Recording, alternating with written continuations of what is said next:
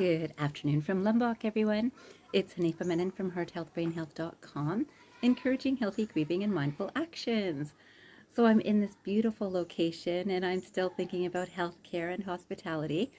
And of course, I'm experiencing some great hospitality here too, and different types in different spaces, but the intention is the same, which is the same for education too, that there's education everywhere.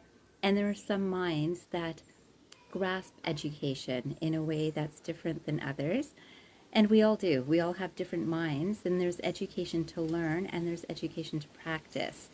And so today I thought I'd start with this quotation, which says, higher education is not necessarily a guarantee of higher virtue. Higher education is not necessarily a guarantee of higher virtue. And what has happened is the more people get educated, it's not that virtue is growing, because virtue is inherent, and unless we practice it, we don't see it in the work that we do.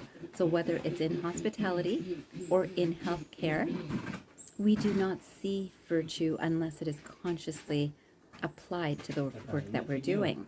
Now, I can tell you that many times when we get higher education, we do feel more virtuous. Suddenly, we feel like we're better than others, and that is not a virtue. So in that, we have to understand that our virtues are inherent, and yet, even as we go through education, we can practice our virtue of our kindness to others, which is what work we're doing, whether in healthcare or hospitality. So I thought I'd bring up this other quotation, and this is by Martin Luther King Jr. And it says, life's most persistent and urgent question is, what are you doing for others?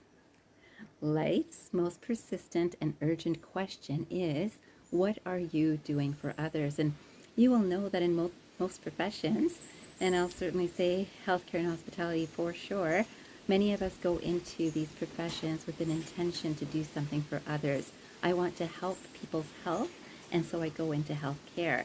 Once I get through healthcare, most of us have many high loans, so lots of expenses on the mind, and then I start working and I think about finishing the expenses, paying back my student loans, working to make money to survive. And when the mind intention moves into, I'm doing this for me, it is not what we are doing for others. And many people think as soon as I pay off this loan, and I know I had gone through this, then I'll be able to give more generously. Yet, I loved my work. So I love my work today. I loved my work when I finished. I loved my work as I was studying as a student.